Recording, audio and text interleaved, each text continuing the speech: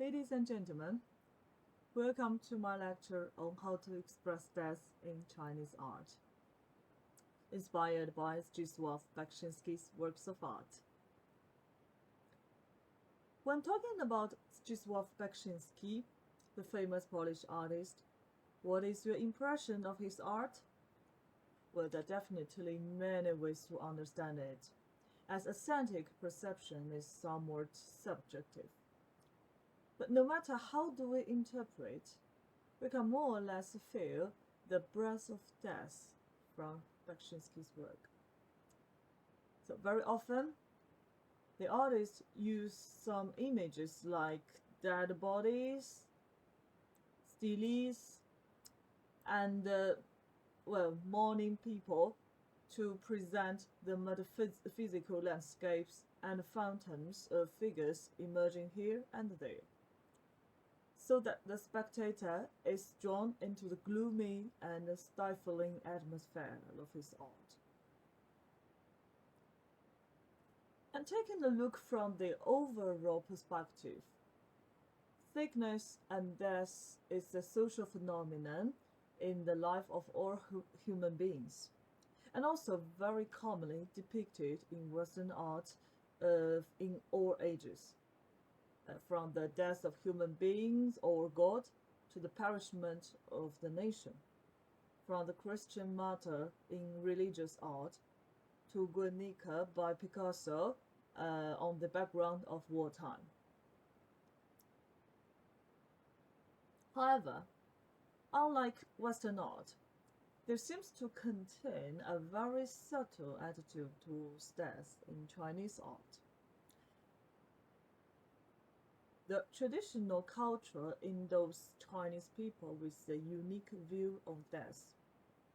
We tend to talk more about birth than death. Meanwhile, both Confucianism and Taoism believes that death is something unavoidable.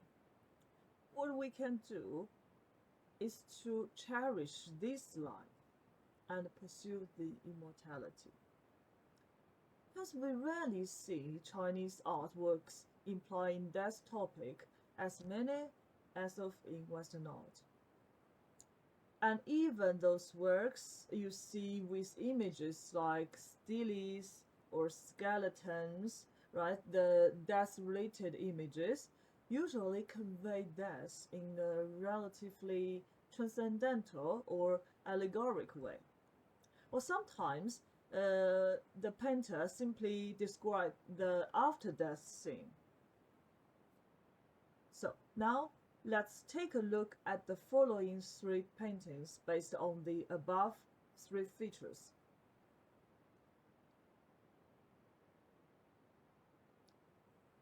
So the first picture is called Reading Stele Nest Stone, in Chinese, 读碑刻石图. 读碑刻石图. It's painted collaboratively by Li Chen and Wang Xiao, two painters from the 5th dynasty, which is around the 10th century. We can see from the data here that it is a large landscape painting depicting, although it's not that clear, in a winter wilderness. And here we can see an old man sitting on a mule, stopped in front of a huge stele, and seems reading the inscription there. Beside him, there are some dead wood, with all leaves already fallen off. Only we can see the branches. The gloomy, depressed atmosphere of this picture will seize you immediately, I believe, at the first sight. Those images, the dead wood, the wilderness, and the most conspicuous stele, convey the implication of death to the spectator, I would say. The combination of dead trees and the stone stele strengthened the miserable atmosphere of the environment and implied that the glory and prosperity has been buried forever in history. The past is past eternally. Maybe you will ask, who does Dilly belong to? Is it belong to this old man's relatives? We don't know actually. Maybe it's just an anonymous one. But we can imagine that when the old man is looking at it, reading the inscription there, does it remind him of his own death and his Stili, if there would be any?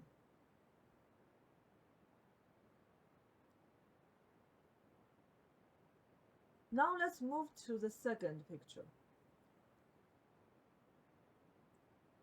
The second example is a mural work called Sins of the Hair. In Chinese, 地狱变相图. 地狱变相图. The original has been lost, which was painted by Wu Daozi, who is honored as a master of painting in Tang Dynasty. What we can see nowadays is a paper copy by Jiang Yizi, a modern painter. This grand spectacle presents us how the hell, or in Chinese, 地狱, okay, 地狱 looks like.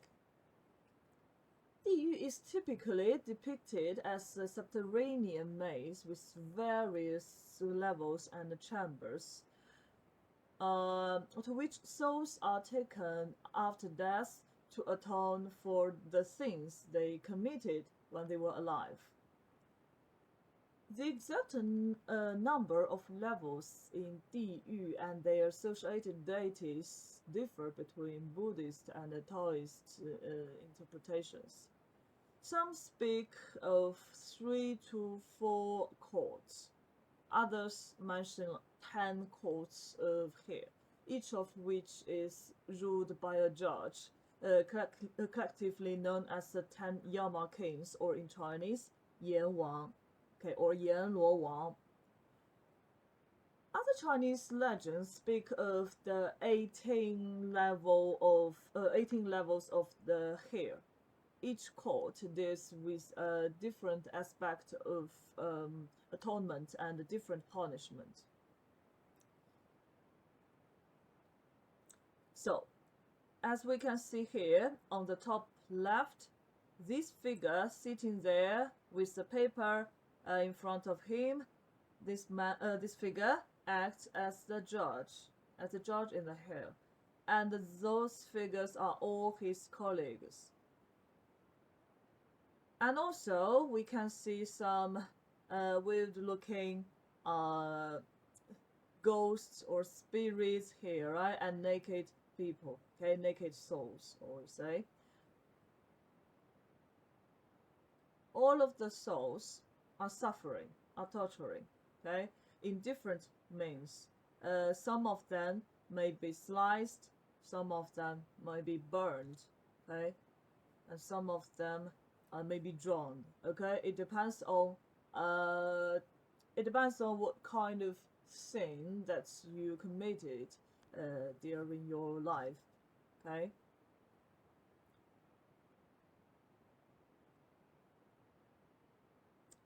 Most legends actually claim that sinners are subjected to gruesome tortures until their deaths, after which they are restored to their original state for the torture to be repeated. Such a piece of work is usually existing in the Buddhism or in the Taoism, and intended to enlighten beings to do good deeds and cherish this life. So we can say, more or less, it is related with religion or with the philosophy.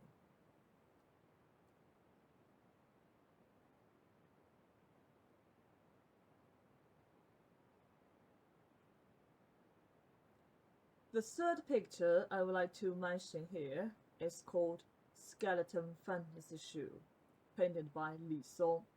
In Chinese, 骷髅幻戏图. 骷髅幻戏图. Okay, 骷髅 means skeleton. 幻戏 means fantasy. Okay. Li Song is a very famous painter in Song Dynasty. And we can see from this picture, at first glance, it's very easy to notice a big skeleton in colored clothes. However, it's not that clear in the picture now. Sitting in the center,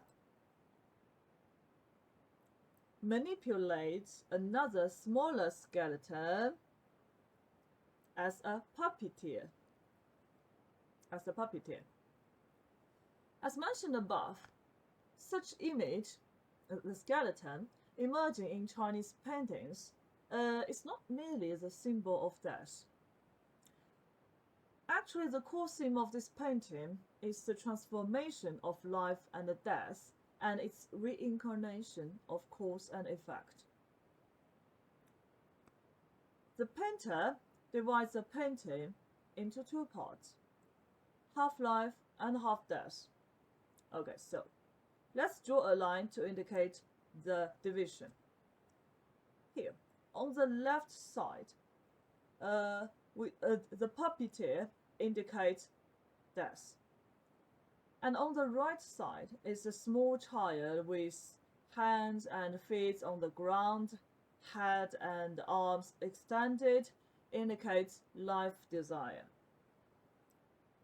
And life and death in this picture are divided, but at the same time attracting each other, right? This is a play in play, we can say, and also a punchline. Behind the big skeleton, a woman is feeding a baby. She looks restlessly at the scene of the skeleton playing with the child. And just in contrast, the other woman, standing on the right side of the frame, looks scared and reaches out to try to block the child crawling forward. So, such a contrast not only presents the opposition between stillness and movement, thinking and action, also serves as a foil to the skeleton puppeteer. So this puppeteer is the center of this painting.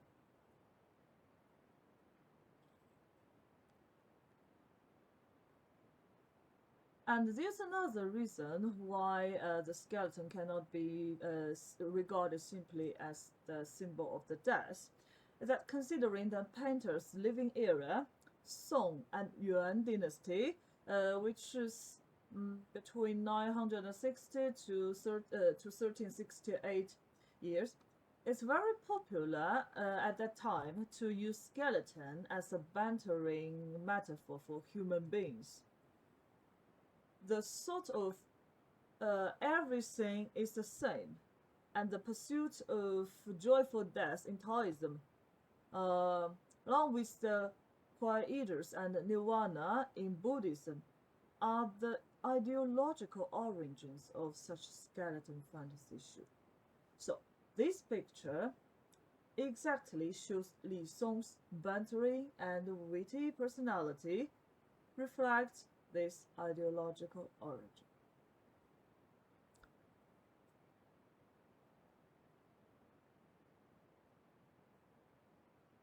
Okay, unlike painting, the expression of death in traditional Chinese literature is more abundant, especially in describing the death of human beings or the collapse of a nation. One of the metaphorical and symbolical way is using, for example, the flower falls. Okay, the flower falls. Here we have the example. This is a very famous poetic drama in Yuan dynasty written by Beibei, okay? Tang Minghuang on an autumn night with Wu Tong tree and rain. In Chinese, 唐明皇秋夜梧桐雨。唐明皇秋夜梧桐雨。Okay. And in the fourth scene of this poetic drama, Yang Guifei's death is described as Chinese flowering apple has fallen.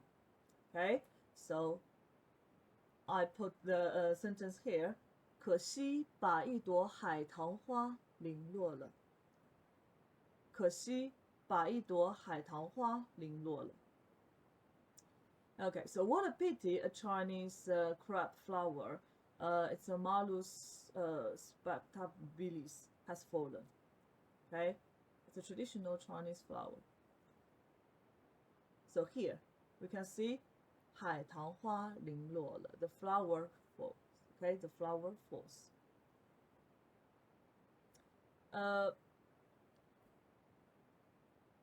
For those who is not familiar with this romance, Tang Minghuang. Here, Tang Minghuang,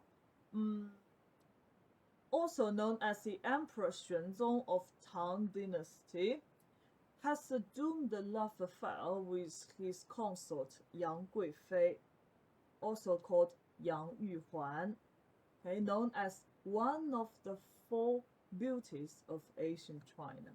Okay, so she's a beauty. This poetic drama describes the history how Emperor Xuanzong indulged with the love to Yang Guifei and ignored the state affairs, which result in the rebellion among the folk, and he had to force his beloved to hang herself, and he suffered the perpetual grief and her loss. Okay, so it's a love story, and also it's a true historic. It's a true history.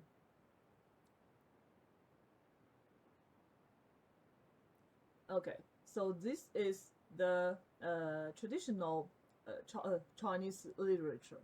Okay, and unfortunately, it's impossible to hear this poetic drama nowadays. So I found a very similar drama, which is which is called 长生殿. Okay, 长生殿, and the drama itself is Kun opera. Okay, it's Kun opera.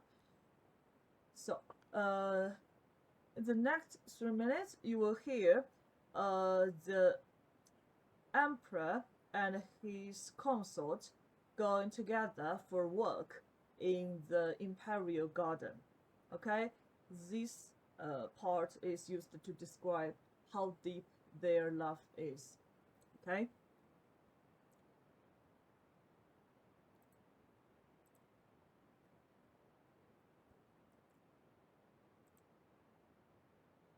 Okay. Now let's enjoy.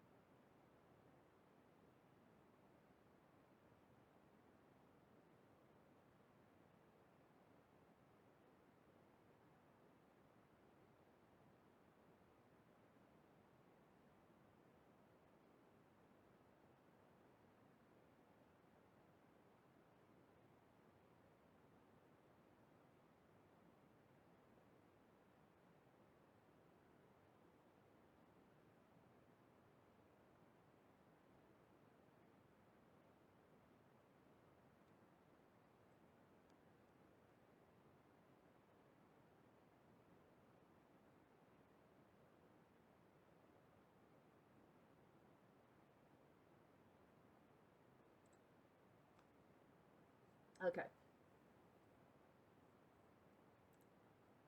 So, this is expression that we can see in traditional Chinese literature. And in modern literary works, such as Lin Haiying's book, My Memories of Old Beijing, also uses that flowers fall to implicitly refer to the death of dead. Okay, this book, 城南旧事 in Chinese, okay, 城南旧事，城南旧事。The author tells her story in this book from the perspective of a little girl called Yingzi, whose father has a hobby of gardening. Okay, so here I quoted the sentence from the end of one chapter. 爸爸的花落了，我也不再是小孩子了。爸爸的花落了，我也不再是小孩子。Dead flowers fall down. I am no longer a child. Okay. So if you know if you read the story, you will know from the context that her dad is dead of sickness. Okay. So here we use 花落了, okay, to imply his death. By the way, I recommend you to read this book if you haven't had a chance to, as it vividly describes the civil life in Beijing in 1920s. Okay.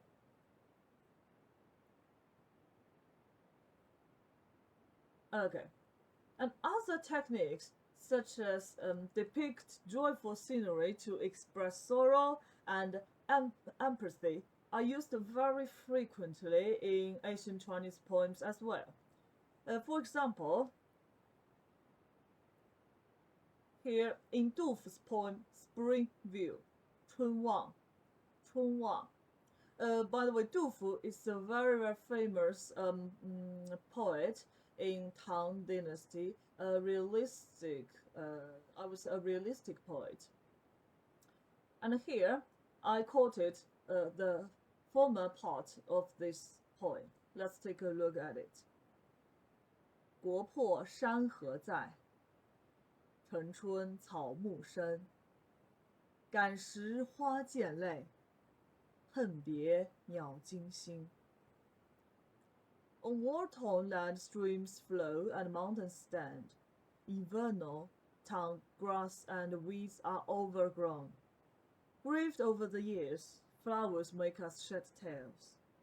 Hating to part, hearing birds breaks our heat.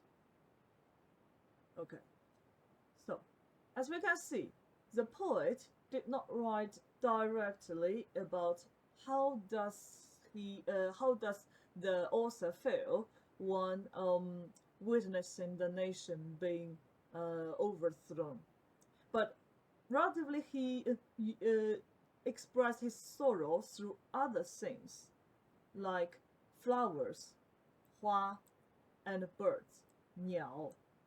Okay, depicting them in personifications as if they also weep for the tragedy.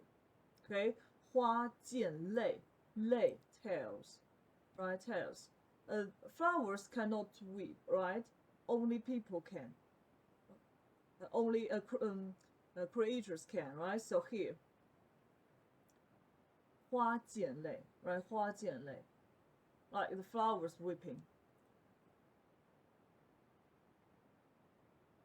And also, 鸟惊心, 鸟惊心, okay? Like the birds singing, which should be really melodic, like a melody, but from the from the poet's perspective, even the birds singing is so heartbreaking, okay? Alright, so by this means, it not only emphasizes the sorrowful atmosphere and anguished emotion, also I would say leaves more space for imagination to the readers, right? So when we're reading these two verses in our mind, we can just imagine how did it look right at that moment. So this is the effect of such an affection, which is depict joyful scenery to express sorrow, or we call it empathy. Okay.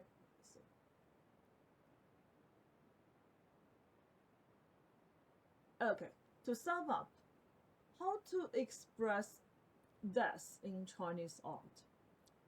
Firstly, compared with Western art, due to cultural difference, I would say there are not many Chinese artworks expressing the death topic.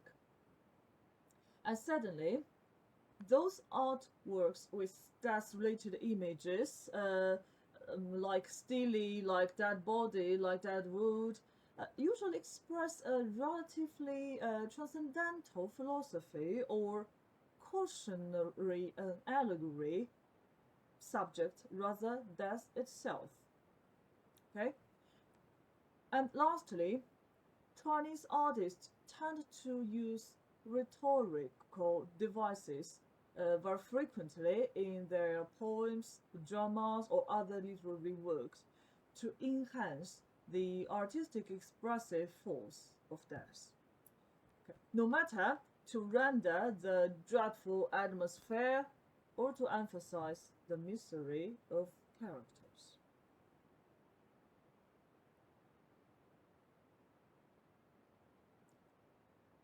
Okay, so this is the end of my lecture, uh, which briefly introduced the expression of expression of death in Chinese art. Thank you for listening, and I hope my lecture will help you understand a bit more on Chinese art. 谢谢，再见。